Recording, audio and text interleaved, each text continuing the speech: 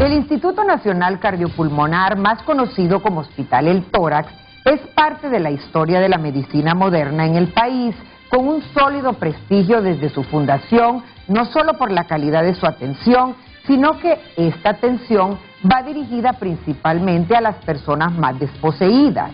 Comenzó a funcionar en 1948 como sanatorio antituberculosis y en 1967 fue definido como el Instituto Nacional del Tórax, con atención exclusiva a las enfermedades cardiovasculares y pulmonares. En resumen, es una institución líder del sistema de salud, con personal caracterizado por su solidaridad, calidad y calidez humana, eficacia y eficiencia. Pero fue a partir de marzo del 2020 que se convirtió en el centro de referencia para la atención de pacientes con COVID-19, no solo de la capital, sino de todo el país. A partir de entonces se hizo más determinante su participación con su personal de primera línea, laborando día y noche para salvar vidas en la unidad de cuidados intensivos y en las salas de COVID-19. Pero su ardua labor ha sido más allá, con la entrega de medicamentos gratuitos y la rehabilitación de pacientes que han quedado con secuelas, es decir, que su atención en esta pandemia ha sido integral. Es por eso que la población deplora el por qué ahora a este personal no se le está dando los méritos que se ganó a pulso luchando por rescatar innumerables vidas de las garras de la muerte. Los detalles a continuación con Rodolfo Velázquez. Es un hospital referente del país que desde hace más de 7 décadas atiende a compatriotas con padecimientos cardiopulmonares. Aquí se vienen a centralizar todos aquellos pacientes que requieren procedimientos especiales para poder salvar su vida. Es un ícono de lo que es la atención pública. Todo el personal de salud, de apoyo, enfermeras, aman a su hospital. ¿Por qué? Porque saben que es un hospital en el cual se atiende en un trato muy humano, persona a persona. Un verdadero pandemonium se vivió en este centro asistencial derivado de la celeridad del avance de la pandemia por el COVID-19 y del caos inicial para responder a la emergencia. Recibíamos los pacientes que venían sumamente graves, que cuando nos tocaba bajarlos del taxi y tal vez venían platicando con el familiar y cuando ya los bajábamos venían muertos. Hubo un día que habían 9 carros fúnebres esperando los cadáveres para ser entregados. La precariedad del sistema de salud para responder a un problema de gran magnitud y la paranoia del temor a lo desconocido fueron parte de los retos que enfrentó el personal de salud. El hecho de trabajar con las uñas, ver morir un colega, ver morir un paciente sin poderle ofrecer mayor cosa fue muy duro. Pero lo más impactante era ver que jamás nos habíamos sentido incapaces de abordar un caso porque no sabíamos exactamente cómo se podían hacer las cosas. Estuvimos por más de 6 horas adentro de las salas con equipo de protección personal, donde no salíamos a comer, teníamos que aguantarnos nuestras necesidades. El personal de salud de primera línea de atención estuvo en circunstancias extremas para desempeñar su trabajo. Siempre salían 3, 4 cadáveres al día, solo en mi turno. Y al día salían hasta 10 cadáveres. Y la verdad, habían veces que no habían ni camillas, habían camillas que estaban malas, habían fallecidos que estaban encima de otros porque no había dónde ponerlos más. Pedro tuvo que cargar un fallecido de 250 libras, desplomado. Tuvo que cargarlo y traerlo hasta acá. Habían turnos que yo no me daba abasto, pues porque solamente uno quedaba, de repente quedábamos 2, pero igual era un trabajo exagerado. La escasez de personal de salud y ante la pandemia, esta necesidad se exacerbó.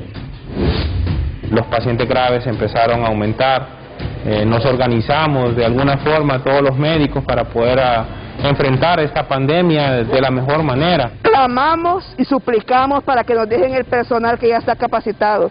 La gente que se quedó fue la gente que venció el miedo. La labor fue titánica, muchos lograron salvarse, pero no todos corrieron la misma suerte.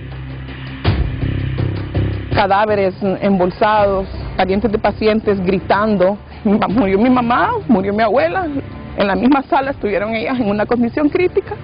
Mi mamá estuvo 28 días interna y murió el 12 de abril de este año, que recién pasó del 2021. Yo agradezco mucho al Hospital El Tórax, porque gracias a los médicos, gracias a las enfermeras, a las licenciadas, mi esposo está hoy con una nueva oportunidad de vida. Hubieran sido mares de muertos si no hubiera estado este hospital con su esquema de tratamiento, con la gente entrenada. En medio de la crisis sanitaria, se descubrió compras y adquisiciones fraudulentas.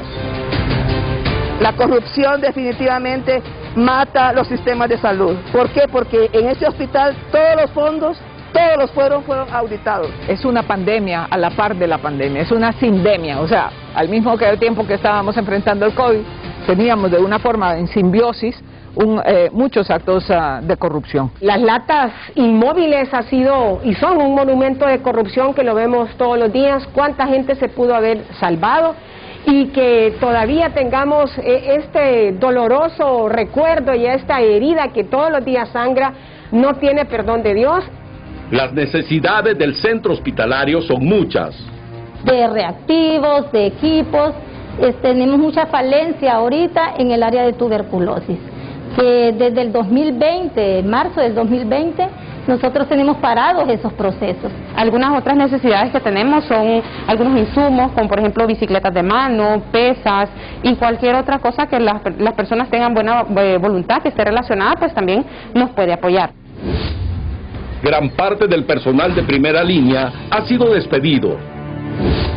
Toda esa gente que puso el pecho, ¿verdad?, que arriesgó su vida con esto, todavía tienen que estar peleando, tomándose con una pancarta, por favor, quiero mi contrato. Tenemos gente que la han estado contratando de 3 meses, ¿verdad? Gente que está trabajando ahorita de enero para acá, ¿verdad?, sin haber recibido un sueldo. Esta gente se sacrificó, alguna murió, los familiares sufrieron, salvaron vidas. El ser despedidos es un insulto al heroísmo, mi opinión, visto desde afuera, visto desde Texas. Esta gente tiene que estar pagada y empleada. Punto y final. Es así como el Instituto Nacional Cardiopulmonar u Hospital El Tórax ha sido un protagonista en la lucha para combatir la pandemia del COVID-19. Algo que ha conmocionado en los últimos meses es el trato que ha recibido el personal en primera línea, no solo de este centro asistencial, sino en todo el país. El mismo gobierno los denominó en lo más crítico de la pandemia como los héroes, pero ahora no les pagan, ni les firman su estabilidad, como ellos vienen exigiendo. ¿Pero por qué está ocurriendo esto? Pues porque no hay fondos, porque gran parte de estos fueron a parar a bolsillos de los corruptos en la administración anterior.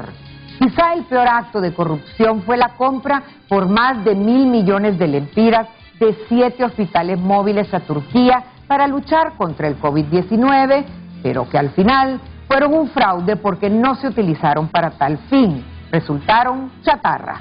Ahora es un compromiso del nuevo gobierno meter a la cárcel a los corruptos y recuperar esos y otros recursos para invertirlos en lo que fueron presupuestados, es decir, la salud del pueblo hondureño. Ahora, más que nunca, es impostergable la recuperación del dinero robado porque el pueblo está amenazado por una nueva ola de COVID-19 con la variante del Omicron BA2. Pero también los ladrones del erario público